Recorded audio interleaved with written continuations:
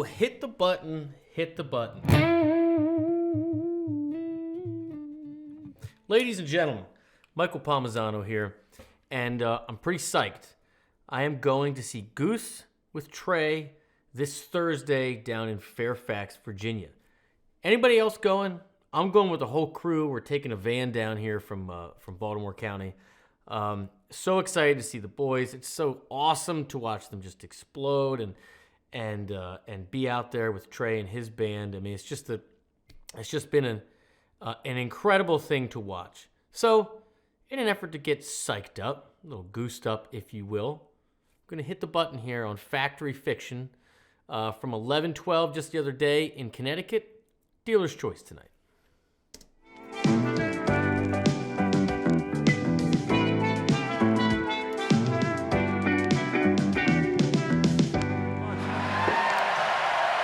All right, we're going to get Trey Anastasio out here for a song.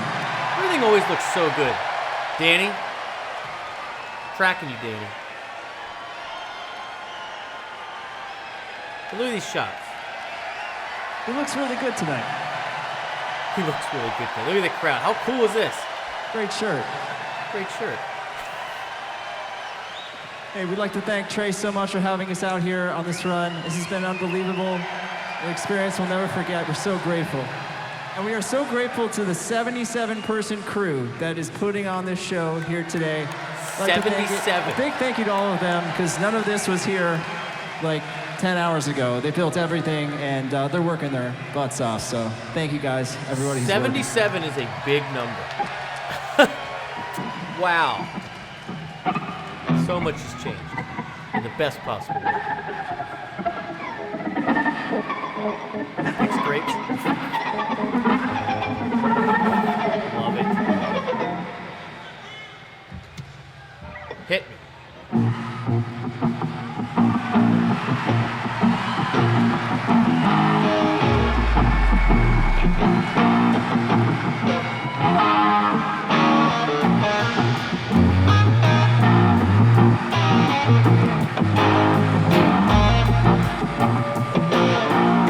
E-flat minor, A-flat major.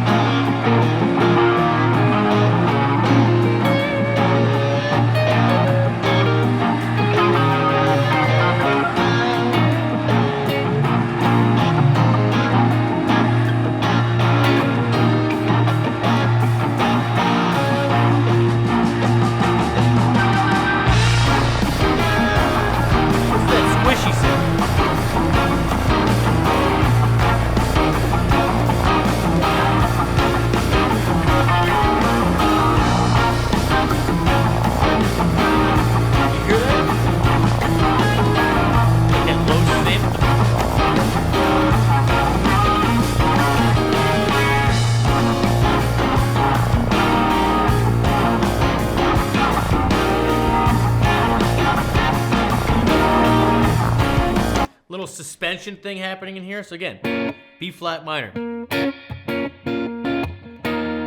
Right? You're implying that 4 chord, that D flat major, if you will, but there's no third in there. It's at least that I'm hearing. You know, we're wrong all the time in here, but I'm hearing this like a sus, right? Instead of, I'm not hearing that. But maybe someone's getting it. But the low synth is just doing this rumble thing.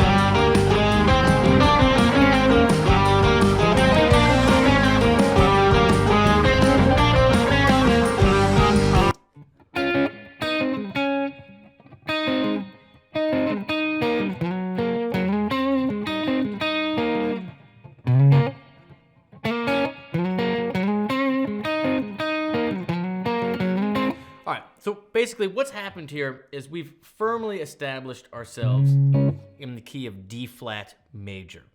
We now know that A flat's a 5, G flat is a 4, D flat is 1, and our tonic where we came in, B flat minor, which is our 2. We know that because we're just applying basic music theory, educated guesses, and following the root notes around and listening for the thirds. Remember, we're always third hunting to determine whether it's major or minor. When you have 2 major chords, a whole step apart, like you do here, A flat and G flat, you automatically assume it's 5 and 4 because that's the only spot where that exists in diatonic harmony. Then, of course, when you get hit with the D flat major, you go, okay, now that's definitely a 1, 4, 5, 2, and you fit in the little pieces. And all these little arpeggiated parts, 5, 1, 4, 5.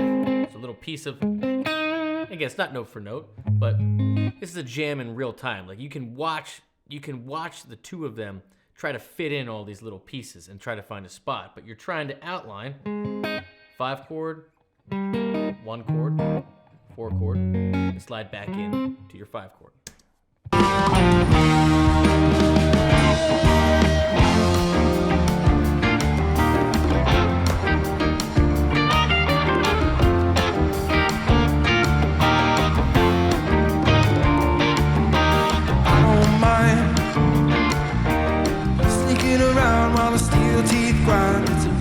I know, but it's better than the consolation.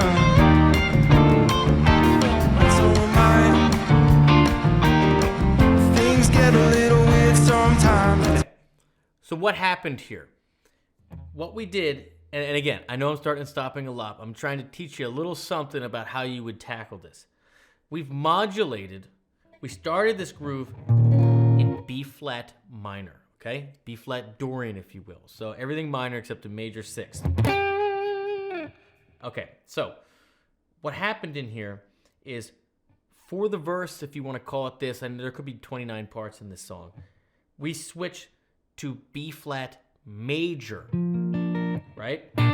So this becomes this. And all of a sudden you get that bright, sunshiny thing. You know, you got Ben switching to the click, like kind of a reggae vibe. And it just creates this super light atmosphere. But what you did is you went to its parallel major. Okay, so B flat minor, B flat major. Third hunting is all it is. And then we stuck with the 1-4-5, and we stuck with even the same cadence of starting with the 5 chord, going 5-4-1. So there's your F, 5 chord, E flat. There's your 4 chord, and then if you just drop the first finger, you can see what Rick's doing, like that. That's a 1 chord. Why? Remember, third hunting. All you're doing right here is creating the third and root of that B flat chord, that 1 chord. So 5, 4, 1. And so when you're playing and stuff like this, you can see Trey's in a completely different zone. Staying out of here, right? Staying out of this. Put up here, like this.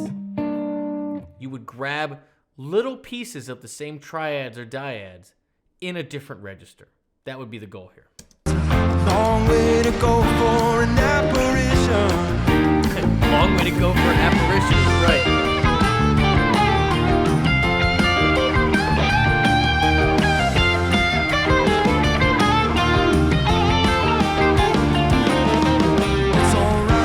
Close enough. All the freaks wanna come at night and swim around in the beautiful isolation. What's so cool is watching Trey follow him. It is such in support of the band and in support of the tune. And you see him, he's watching his eyes. He's trying to get the flow of the lead, if you will. And just adding all those little. He's choosing to do a little F mixo, F major if you want, all those little micro bends. Just adding in that little bit of personality, his own flavor, but really trying to be respectful and stay out of Rick's way. Awesome to watch. All All the people wanna talk what's right and shake their heads while looking for an explanation.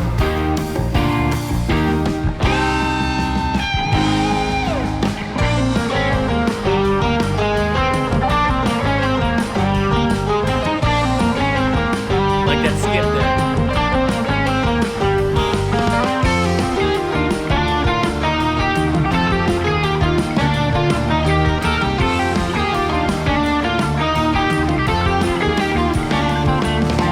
So what's cool here is they grabbed the same motif that they did before when we were firmly established in D flat, but they did it now that we're established up here. So it really it gives the ear something similar. They feel like they've recognized it again. The average non-musician that isn't actively listening to stuff like this isn't going to know that the key has changed so much because it's similar and familiar, like it's already been introduced, but it's just going to sound brighter and lighter and happier. So like we're on that part of the journey. That's what you accomplish when you present something and then you slowly change it over time, but you keep similar hooks that, again, anybody will latch onto, even if they can't put words to it, even if they're not a musician. Always the goal. Beast inside that breathes the light. Ooh, I love that. You'd never know. On your way to kill the beast, you meet the child, the only one you know. And he sings to you, let go. May the nighttime be your home. This is awesome. Yeah, look at that.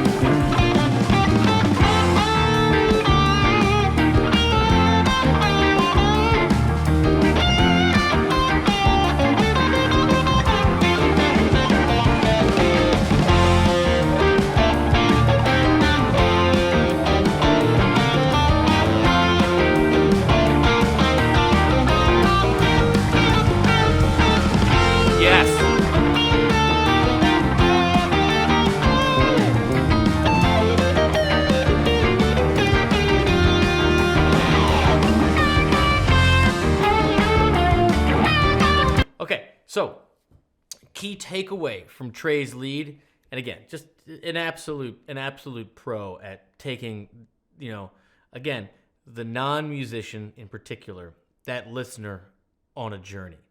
Very lyrical, very familiar sounding, and not doing too much so that someone can't follow. You're sitting right on top of the mix. Now he's choosing for his flavor of the day to really come from F major pentatonic. Now, he is doing his very, very signature Trey thing where you're getting this major sixth, and that's going to be the thing you stick and go and kind of squeeze up to imply that flat seven. Of course, that works because our chords, remember, go F to E flat. That, my friends, is a flat seven. That means we are firmly established in F mixo, which is the same as B flat major. So all you have to know is that it's, you see all this stuff? It's 1, 2, 3, okay? 4, 5, 6, flat 7, 1. But what you see Trey do a lot is really stay away from that flat 7. Have his bends shoot to go from 2 to 3. He's not doing a lot of that. Just and then bending to get to flat 7 from the 6 and doing a lot of those, just like those little tugs back to the 1 there.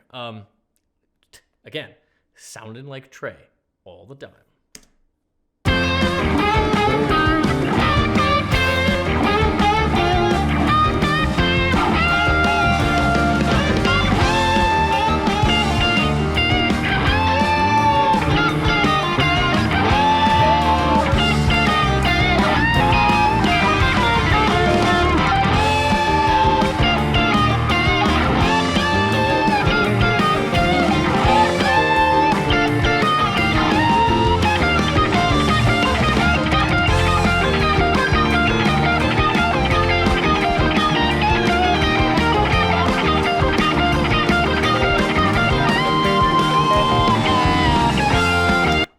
So, again, this is going to be another long video. The key takeaway for this is you see Rick coming in with something he can repeat over and over and over again.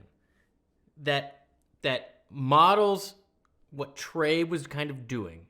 So Trey's immediately going to pick up on it and add a harmony and add another part to it that works. And commit to repeat to take everybody on the journey so that they can sink in together. It's that, again, what did we just talk about? Bending from the 2 into the 3, right? We're not doing a bunch of other stuff. He does it like 8 times in a row. And then when it goes to the next part, he just switches down the next 2 notes down from the flat 7 to 1 and does it over and over and over again and gives Trey a little anchor to latch onto. And that's how these parts come to life, is you move step by step together. You introduce something, someone's in charge, someone's leading, someone's following, if you will. But you do it step by step in the same key. One person's a little higher, one person's a little lower, and you use your ear. That's what is happening here. And the goal, again, is to create something so that the whole time, everybody in the audience feels like you're on the same page at the same time, doing the same thing. It's memorable. You're reintroducing stuff over and over again, but you just add to it. You add to it, but you make sure everybody's together at the same time. Let me restart the camera so I don't screw this up. Here we go.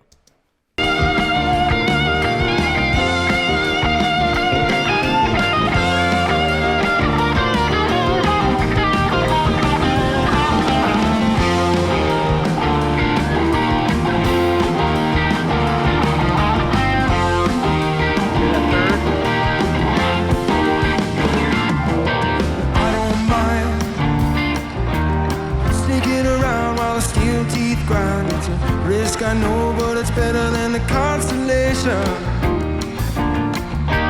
I don't mind. Nice little grab. Okay, rhythm players. I just want to point this out to you. Again, I keep saying again, there's so much. It's 16 minutes and 44 seconds. Main guitar. Pattern 1, F, if you will. To pattern 4. Sorry, to pattern 2, to pattern 4. So...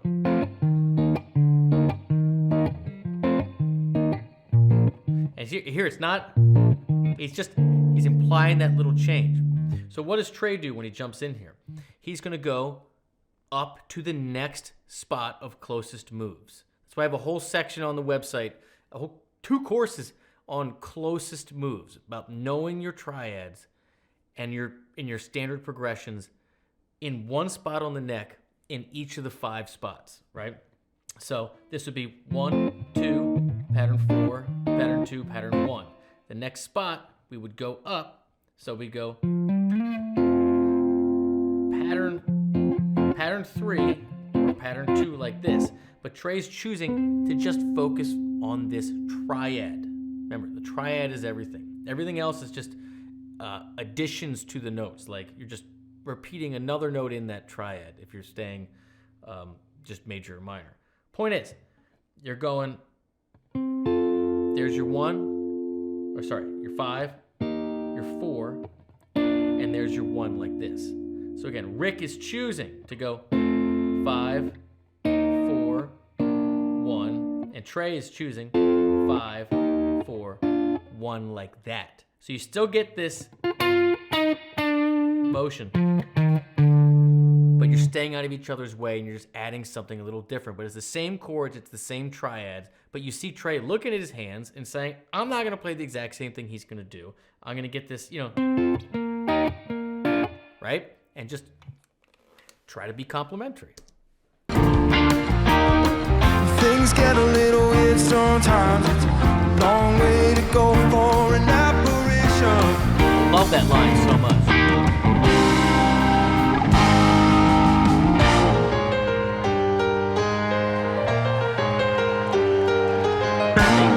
Reintroduce it again.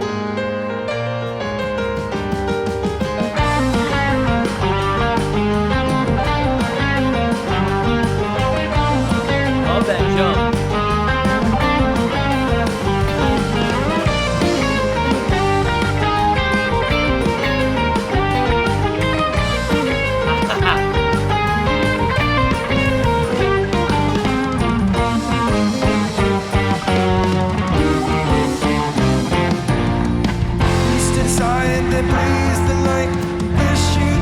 this.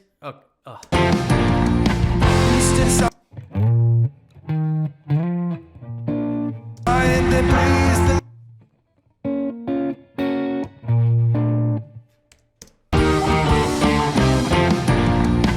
East inside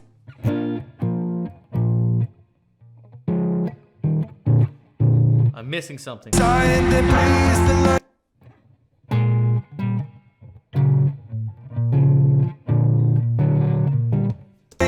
Wish you'd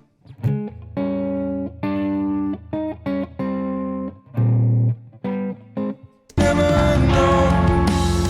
On your way to kill the beast. Sometimes you don't get it. I'm gonna have to revisit. Blast me in the comments. You meet the child, the only one you know, and he sings to you, let go. May the nighttime be your home. Love it. East inside that breathes the light. Wish you'd never know. On your way to kill the beast. Okay. All right. So you got.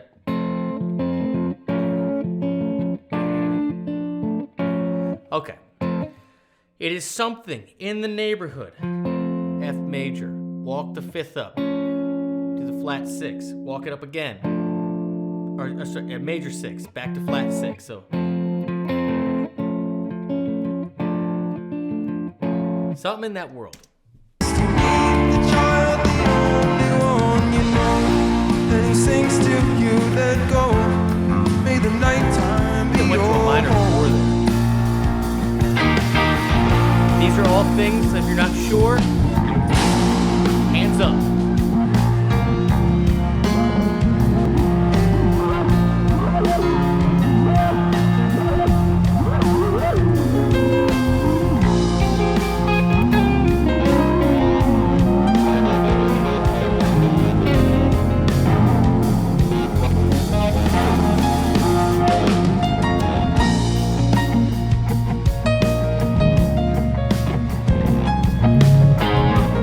Now we're back at B flat minor, okay?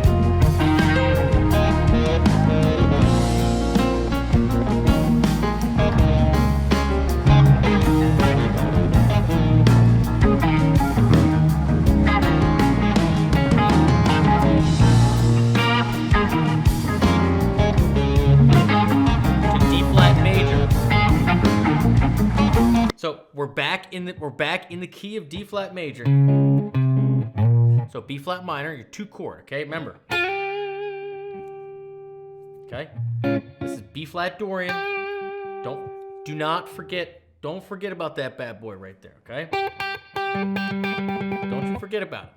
All right, now. So you got B flat relative major, right? So D flat major. You hear that little walk down, and then it's back and forth. This is gonna get sick.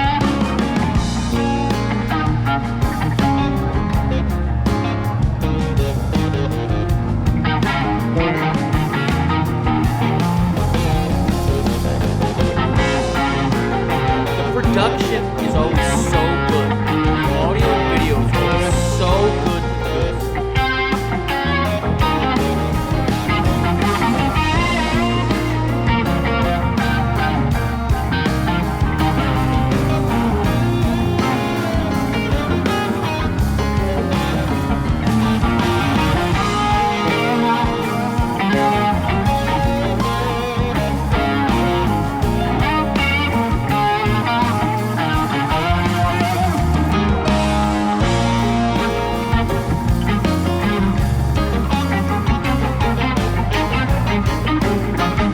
Settling into it.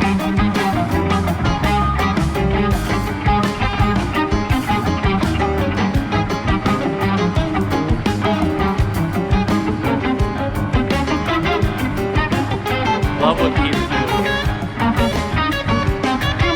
Yeah, smile.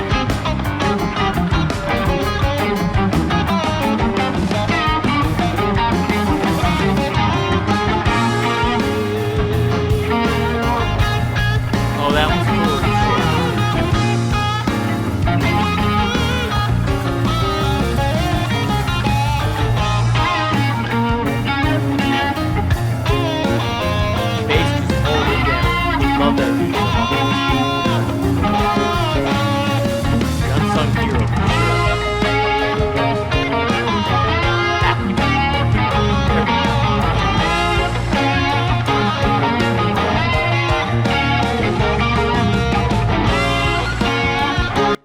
hear that right there? That.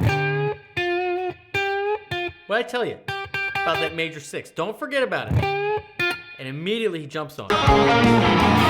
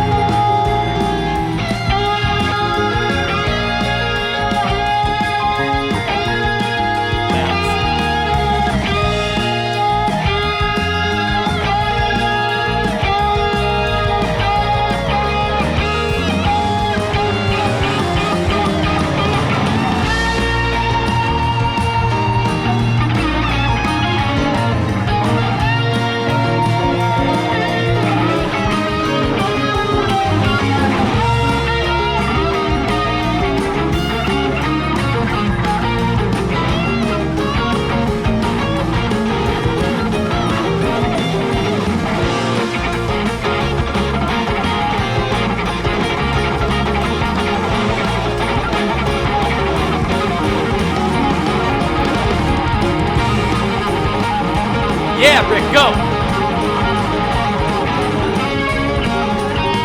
Go!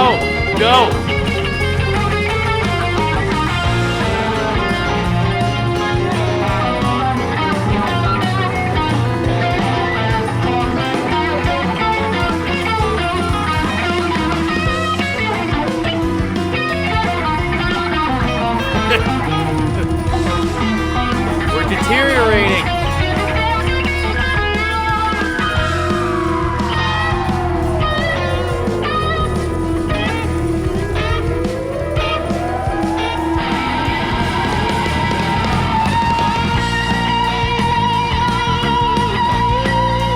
Driving it back.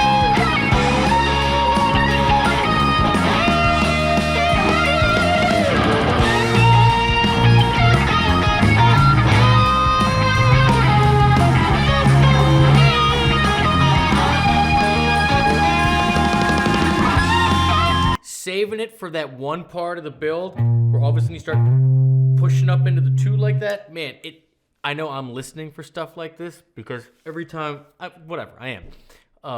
It stands out. Very cool. Adds a lot to it. I don't know how they're going to get into the next song.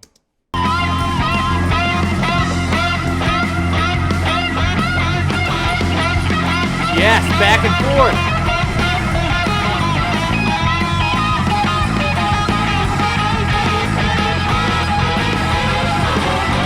Yes!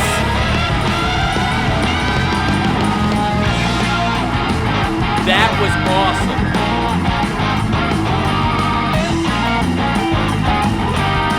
Just walking up with those unison bends.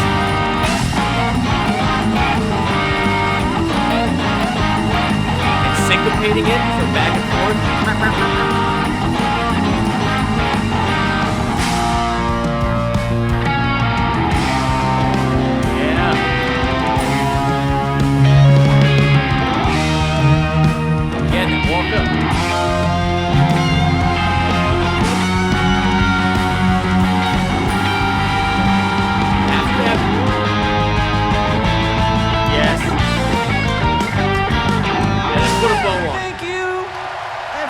Okay. And then you finish it again with that one last little that thing that everybody recognized. You put a little bow on it and you call it a day. It's impossible to get even close to any of this stuff when you're watching this the first time or even just listening to it. You want to just enjoy it and take it in. But the key things that really, really stand out are, one, Trey absolutely 100% is in support of the song, in support of the band, trying to find his place, staying out of everybody's way. But when he comes in, adding all of his personality in all the ways that you want it to. To similar effect, the band is not holding back, which is showing him an incredible amount of respect the same way. That one part when Rick just started flying, I was like, go. That's what to do there. But as far as the song goes and taking someone on a 16-minute and 44-second journey which is just one little part of the whole show. So many different themes. You started B-flat Dorian, so you're in this minor theme. But you introduce, when you go to its relative major, that little you introduce for the first time this hook that when people are going to say, oh, yeah, you know that Factory Fiction song? They're going to say, oh, yes, the one that goes so they're going to know that, okay? Then it modulates to its parallel major, so B-flat major. So that allows the audience to keep the same key center, right? The same tonal center, like they're in the same song, but to them it just sounds brighter. It just sounds airier. And you keep adding that that cadence in there. But then in the big jams, you've got a major one, your F mixo, and then when it goes back into that B-flat Dorian thing, watch out for that major sixth. Don't flat six in there. Just remember, be a half step below your flat seven because you're going to be teasing up to that. Like, that's how you remember. And it's all about saying something with confidence, repeating it, and allowing the other improviser to latch on that and going back and forth. You're doing one step up together, one step up behind, but that's how those conversations happen. You do it by purposely being confident and repetitive and allowing the other person to find a spot for it. And you just are really looking for the next spot of closest moves, the next spot of chord tones. That's why it's so important to learn your triads and all your stuff like that, to know where the notes in each chord are everywhere. Because that is the framework for jumping into something like this. That's why my whole everything is based on third hunting and finding chord tones in triads. That's what my entire website's about. So, ladies and gentlemen, if I see you Thursday, or if you see me, please come say hi. Let's have a fantastic time. That's it. Have a great day. Hope you learned something. If you want to learn a bit more or just jump into the deep end, hit the first link in the description. You can get Guitar Gate, access to all my courses and this community. I love you. I'll see you Thursday. Cheers. Yes, Danny. Looks and sounds great.